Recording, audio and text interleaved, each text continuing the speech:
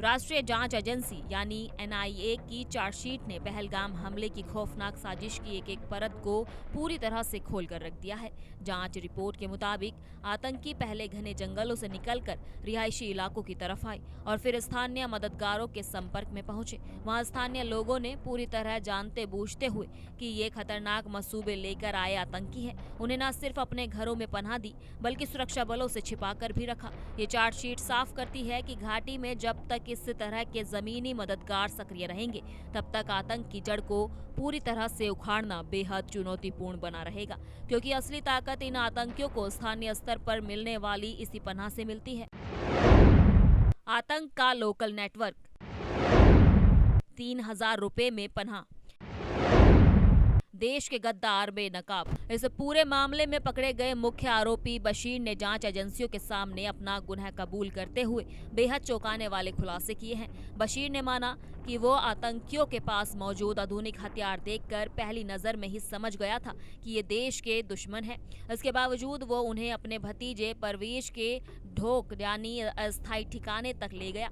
वहां पहुंचने पर इन खूंखार आतंकियों का बकायदा स्वागत पानी, चाय और गर्म खाने से किया गया। ये खुलासा साबित करता है कि चंद रुपयों के लालच और गद्दारी की वजह से आतंकियों को भारतीय सीमा के भीतर कदम जमाने और अपने खूनी प्लान को अंजाम देने का पूरा मौका मिल गया। एनआईए की चार्जशीट के मुताबिक आतंकियों को सुरक्षित रखने के लिए हर मुमकिन इंतजाम किए गए थे ताकि सुरक्षा बलों की नजर उन पर ना पड़े।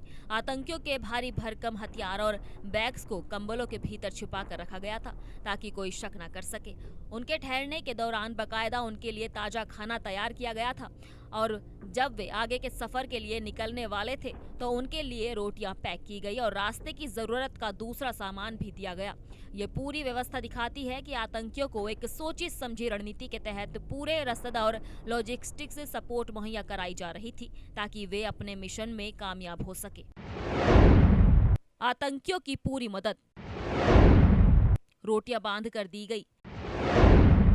अमरनाथ यात्रा थी निशाने पर। जांच में सबसे खतरनाक और बड़ा खुलासा ये हुआ कि पनाह मिलने के दौरान आतंकी लगातार अमरनाथ यात्रा की रूट और सुरक्षा बलों की करंट लोकेशन पर चर्चा कर रहे थे।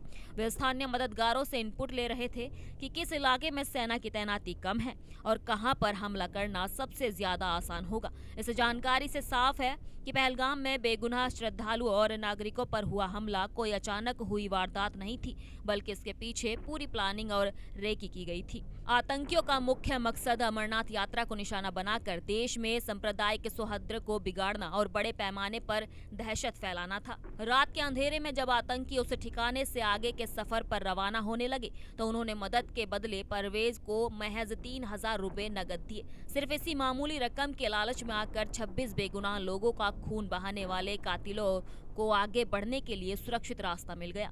एनआईए के इस खुलासे के बाद अब देश के सामने सबसे बड़ा सवाल खड़ा हो गया है कि क्या आतंकवाद सिर्फ सीमा पार से आने वाली बंदूक की गोलियों से फैसला करते हैं या फिर देश के भीतर मौजूद ऐसे गद्दारों के सहारे जिंदा रहता है जो चंद रुपयों के लिए पूरी कौम और देश की सुरक्षा को दांव पर लगा देते हैं।